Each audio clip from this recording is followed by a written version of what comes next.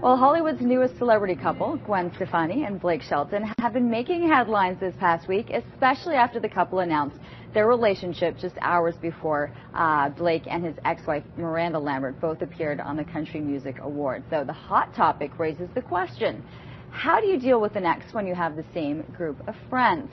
Family therapist Nataxja Cini is here to help us, and this is a very public scenario, but it happens a lot more often just in general with people and friends in the same group. Absolutely, especially if you have children as well. You have the same type of friends, you may be in the same profession, you may have what happens if you live in a small city, little town, there's only one coffee shop, you're going to bump into each other.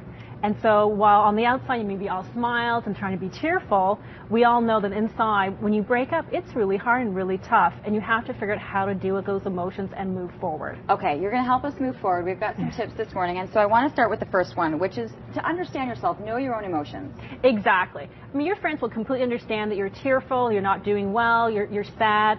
The breakup is tough to do, but your friends also need you to actually, when you go out in public, to actually try to put on a brave face, because it's really tiring and draining on your friends if you're always leaning on them for support.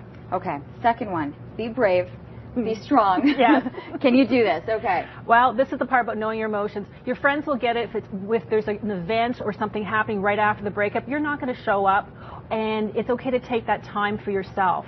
And then it's also to bring some friends with you for emotional support for the first few things that you're going to be doing. That's very normal.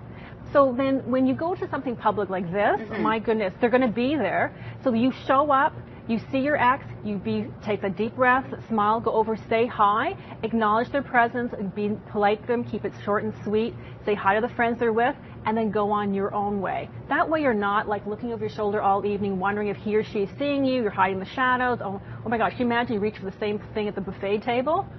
Okay, just get over and done with it, go say hi, I've done it, and then move on. So, I mean, a lot of that, though, is having that support system, and so keeping your friends is a critical part in all of this. Yes, and that's a really good point. So when you have the same circle of friends, you're going to have friends that your ex was closer to, friends that you were closer to, maybe friends that you guys had beforehand, and you want to connect with one or two of your friends who you are really good friends with to begin with. This is not the time to start making false friendships with people who used to be best friends with your ex. People are going to see through that.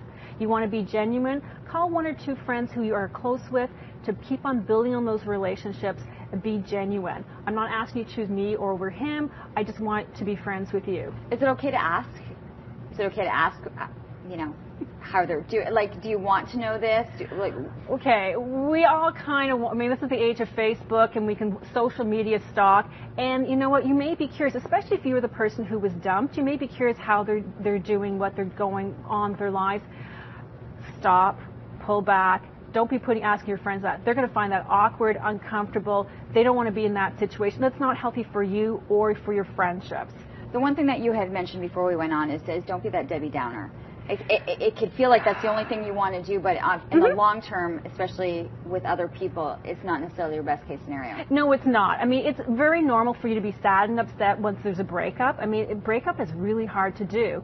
But if you find that 6 months afterwards you're still talking about this, is the only thing you're talking about, the only thing you're focusing on, go talk with a therapist, because then you're not moving past the breakup and you're living in the past.